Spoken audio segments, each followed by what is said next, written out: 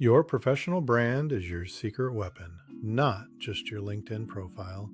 Melissa Rank, a veteran land surveyor turned aviation industry insider, reveals how to make your career portable, resilient, and impossible to ignore. If you've ever felt stuck with a company that could disappear tomorrow, listen up. Rank shares her journey from small town Illinois to major aviation hubs, emphasizing the importance of owning your professional persona. She explains how rebranding, building industry relationships, and cultivating mentorships can turn you into a sought after expert. She also shares tips on spotting helpful people and using body language to your advantage. In this episode, you'll discover the simple mindset that makes your skills portable across industries and geographies, why building a personal brand is more about you than your employer, how mentorship and relationship building accelerate your career, the importance of reading the room and body language when navigating professional opportunities, Rank's plans to help industry newcomers, and her role as an ambassador for aviation innovation. This isn't just career advice, it's a wake-up call to stop floating and start owning your professional narrative. Perfect for mid-career professionals, entrepreneurs, or anyone tired of feeling like their value is tethered to a corporate badge. Ready to make a career pivot that sticks? Hit play. All right. Greetings, everyone. Today we have Melissa Rank, and she'll be discussing her journey in her career. So go ahead, Melissa, go ahead and introduce yourself. Yeah. So Melissa Rank, I'm a professional land surveyor and have been working in the aviation industry for roughly about 17 years or so.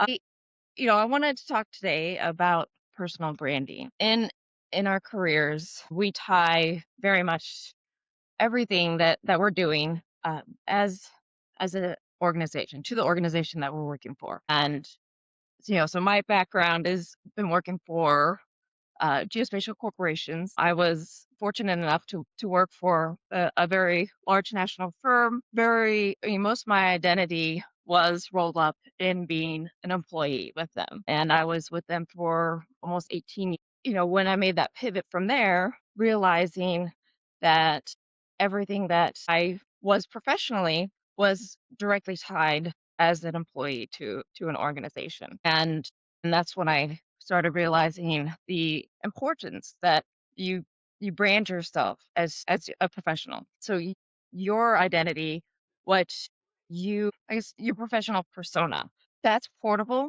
That goes with you. Your knowledge, your expertise, your experience is all yours. You're just doing that work within, a larger organization, but that value, those relationships, that's the things that you have control over, and tying it directly to an organization that you don't own, there most likely would be a pivot at some point in time. Right. And then you're left navigating who you are professionally after that. And then starting that over from scratch.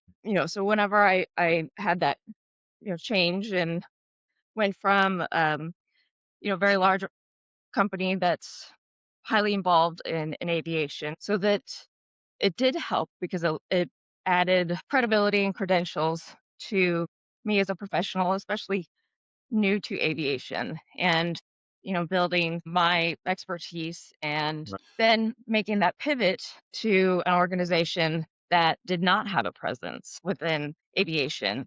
And so that also made me realize how important it is to have that branding as yourself, because you Right. can't always just rely on where you work to have that lift, do that lift Right. for you. But What's more about your background as far as education and where you grew up? How much did that influence kind of understanding your kind of identity, and what I guess how did that get you to realize that you have that stigmatism with yeah, so I grew up in central Illinois, so a very small town. And it was one of those areas where everybody knew everybody and knew everything. And then after high school, I moved to St. Louis, and I went to school originally getting my degree for drafting, and then my in my 30s, I went back to school for business and got my bachelor's Okay. degree. But when I made that switch from small town USA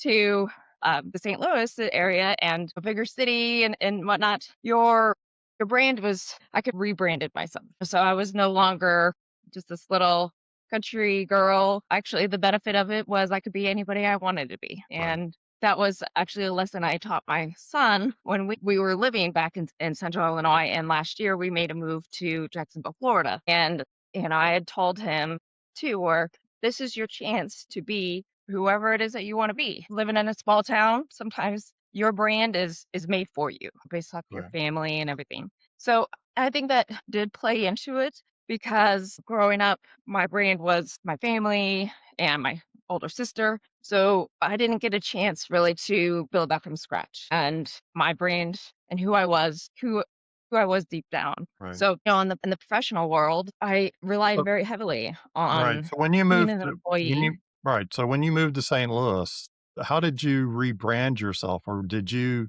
take on the persona of the corporation that you started working with there? Because you are right. The small town, you everybody knows you, right? So it's kind of hard to rebrand yourself. But when going to a big city, you don't know very many folks. You're going in there for a specific job, so you only know the people you're working for. Yeah, So those are the people who know you. You know, you think you know you best, but they only know you for your skill set, your experience, and right. what they want you to do while you're there.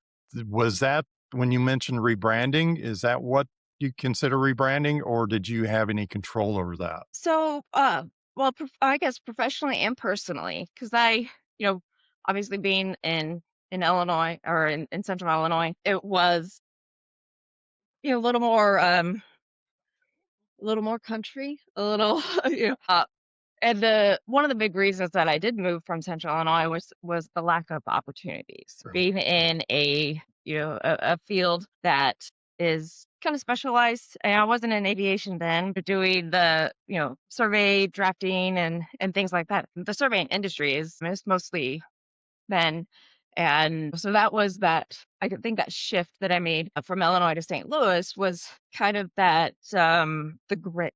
I wanted to be taken seriously. I did not want to be perceived in a certain way. I mean, it's difficult navigating things as young and just trying to give myself as much opportunity to develop perseverance and just kind of that persona of being you have what it takes to do the work and to be considered as a serious candidate for roles and positions and promotions. So yeah, so there was some professionally and personally moving to St. Louis, and I think that it really helped that it wasn't in a community that I had grown up and people known who I was, and kind of taking that type of understanding, those assumptions of who you are into account with your career trajectories. Did you have any business or personal mentors when you moved to St. Louis, or was that something you kind of learned from rote, or what did you take from that? Yeah, so I did. And he is actually the reason why I got into aviation. So when I was working there in St. Louis and I was doing just kind of traditional drafting, survey related, and he had came up to me and recommended that I apply for this position in Charlotte. So I was, so obviously in St. Louis, and it was a position for a it was called base management, but really it was kind of where you're managing the logistics of a Oh, project. right. Okay. It wasn't very external facing; it was more internal and like with project execution. But he thought I would be perfect for that role. So there was a couple of us that applied for it, and then I was selected to take that role, and so I relocated to Charlotte at that point in time, and that's when I got involved in the aviation industry. So with his recommendation on that, Right. he evaluated me based off of my performance, the things that I could do, uh, how I was managing things, and when that opportunity came up, that I was that natural selection. having the skills that, are needed to do those things. And it didn't, it wasn't where he already had a kind of an understanding of who I am if you're like in a small town. It allowed kind of that clean slate for your skills and everything that you are to speak for you and not, not an assumption. Right, and I guess the move to Charlotte, that would give you a different perspective, right? So you can just say it's another stepping stone to getting more of your self-identity, your brand, Yeah. because I'm assuming nobody wakes up and says what my brand should be tomorrow, but it is telltelling that you need to understand what your brand should be, Right. 5 years from now rather than, relying on somebody else to tell you what your brand is. Yeah. Did you start developing that more in Charlotte, or what's the outcome from that? So, the my time in Charlotte, and that was not near as long as I wanted it to. I did end up, moving back to Illinois for family reasons and whatnot, and I, continued working. But I was a telecommuter before it was cool. So I started telecommuting back in 2013. Wow. Well, from what, Central Illinois back to Charlotte? Backwards Well, or so I was working in the Charlotte office and then moved back to Central Illinois. That was when I started working remotely. Oh, gotcha. And yeah, so that was so Charlotte was, I think that was more of a growing period. I was still, brand new to aviation, and anybody in aviation knows that, like, just the acronyms and trying to understand Yep, the language. yep, It's just like, what is that acronym? yep, But right, it was more learning then. It's hard to build a brand or how you want to be perceived when you're still learning. But it provided a lot of opportunity and, and in a career home. And that's one of the things that with my team I've said how aviation is it's its own identity. The things that we do in this industry, it's a calling. It's not just a job. The things that you do make a mhm, difference. The safety, there's more to it. And you can spend your entire career in this and having a home for your career path as right, opposed to just surveying or engineering. It's that industry identity. right. So So what identity do you claim to have at this point in time in your life that impacted you from that telecommute from Charlotte to Central Illinois? I think at that point in time high performer. So I was very much in the weeds on all these projects. At that point in time, we're doing we're supporting a big federal program, so we're doing lots and lots of work every year. And it was just a lot of grinding in production and getting things out the door. But it also gave all of us the ability to really hone our skills. And when you're doing things on repeat, I mean, you get efficiencies and proficient in the things that you're doing. So it really boosted my confidence as, an aviation professional, Right, knowing my stuff.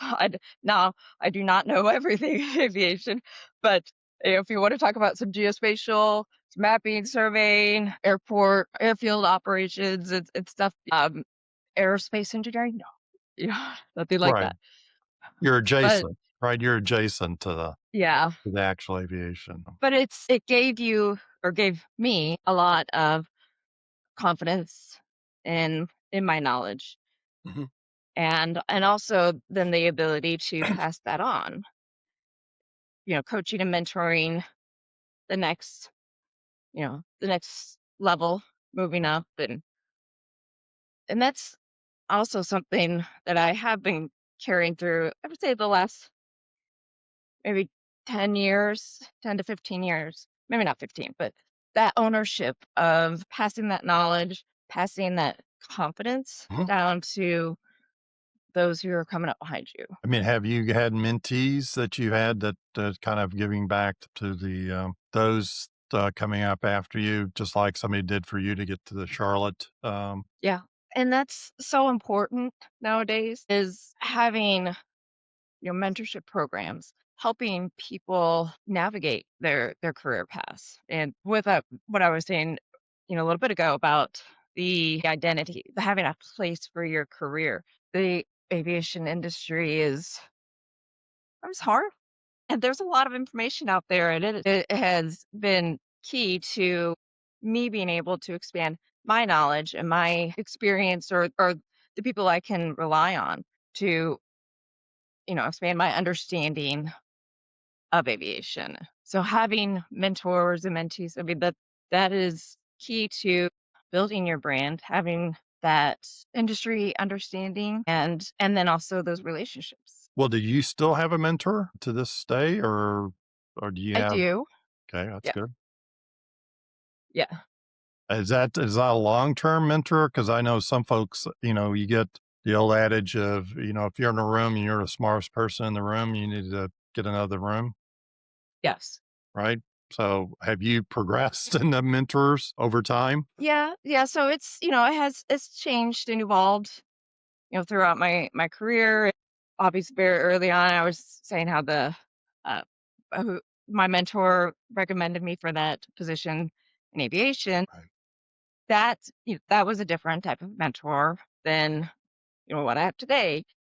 The unique thing about my current mentor is I felt maybe not officially a few years ago I was kind of mentoring him, and so having that reciprocal relationship. Everybody's got their own experiences and skill sets, and it doesn't, necessarily have to be, one way. Right. That it's more, collaboration, mentorship, if that's the thing. But yeah, Well, it's a group. I mean, you could have a group of people that each one of them has a specific knowledge set that you want to experience or be part of, and those are the only ones that can give you that experience is the ones that have been in the room or the ones that have done it before.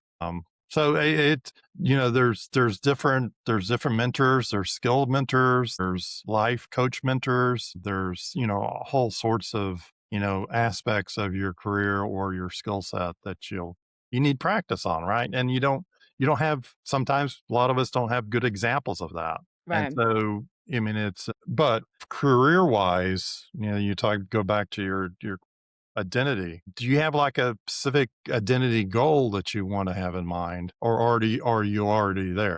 No, I'm not there, and it's something I've been intentionally working on the last year is building that up. It's building, the value of me as a professional that's portable, that comes with me, that is something the companies are looking for advisory boards or roles like that where you're seen as an expert in the industry and they want your opinion on something, and it's not you're an employee of this, and that's why we want you. It is you're seen as the expert. Now, do you have specific? Let me ask you this. That kind of leads into my next area is that when you go into a corporation or you go into, I mean, a corporation is people. So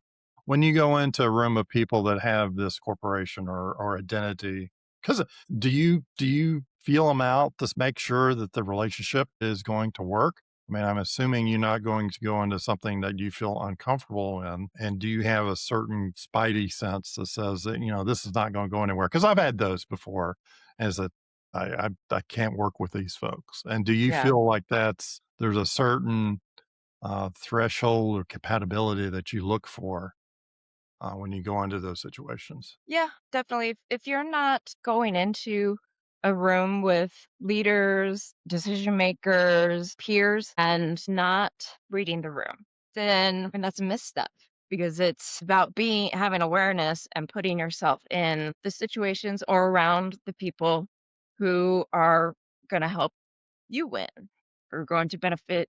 Sounds bad. It's going to benefit you, but Well, it is. It's about mm, your sure. career nobody's going to look out for you but you. So if you surround yourself with people who uh, don't clap when you win, and then that's a problem. That is a problem now. I mean, do you have certain I want to say things you listen for when you approach those folks? I mean, can you kind of like give us an example of you know uh, of even your past experience that you've gone into a room that certain things, just doesn't go your way and you say, I got to pull out of this before I do anything. Yeah, the biggest telltale sign that I look for is, are they listening when you talk? Are they valuing what you think and your ideas, or are you being talked over or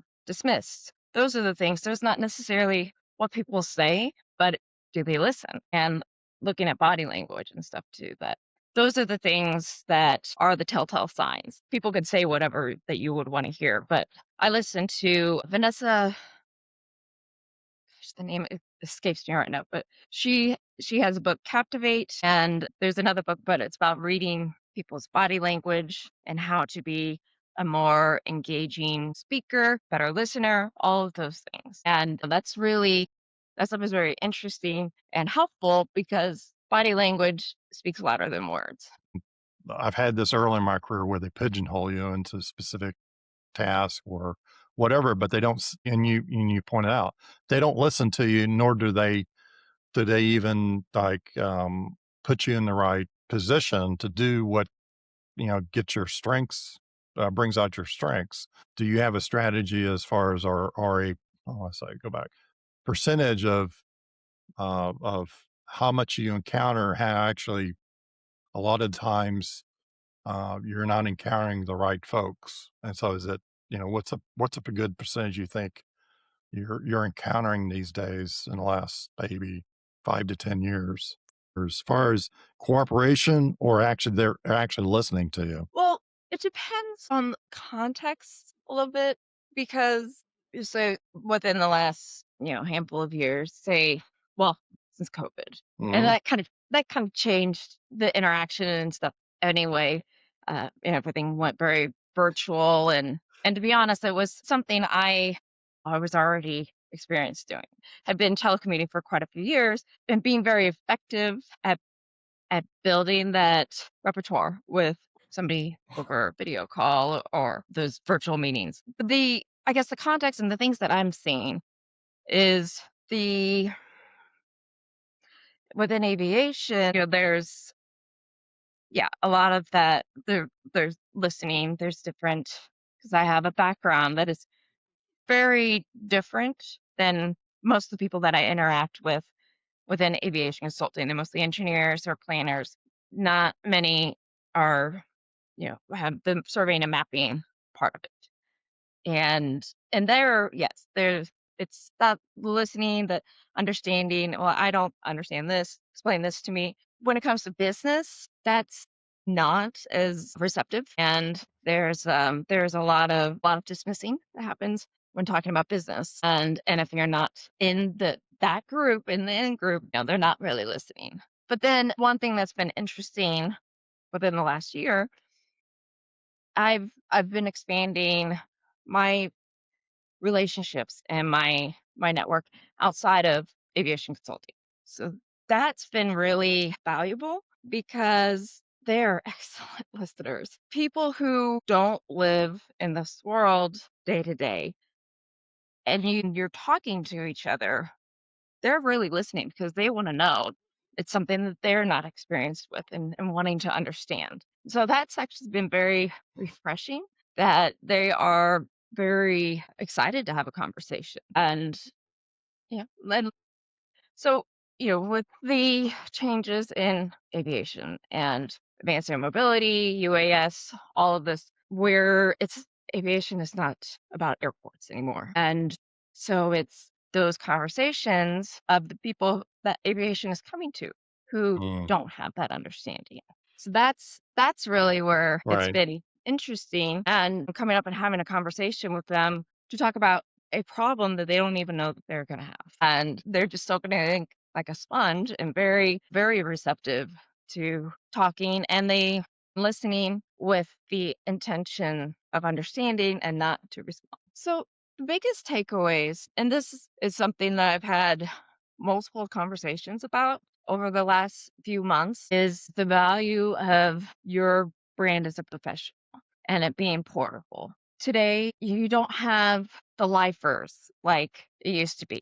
There's no pensions. It's a completely different world, a workplace, Right. and making sure that you are, the business development, the relationships, how people see you is steeped in yourself and not tied to an organization that can decide tomorrow that You no longer. Hmm? they don't want you to be their brand ambassador. So I've seen this a lot lately, in that mid-career point, and you've tied everything to where you worked and then being lost. So that's the recurring theme Right. lately. So the takeaway is, do all of those things, but make sure it's about you as a professional. It felt a little weird getting a domain name that was my name, but it it works. It's portable. It's can go into anything that I would want to do. So if it's aviation consulting, if it's buying an RV park, it does not matter because that follows you. That's about you, and you can use that for wherever your path takes you. And 'Cause it's investing in yourself. right. It's your enterprise, right? Right. It's your legacy that you leave behind because it's whatever you build up, you can pass it on to your son or protege. Yep. But the my I guess my path is still kind of navigating that building of my brand and and navigating all the changes in aviation and helping to facilitate all of that and some of that industry. What was that? The ambassador. Right. Right.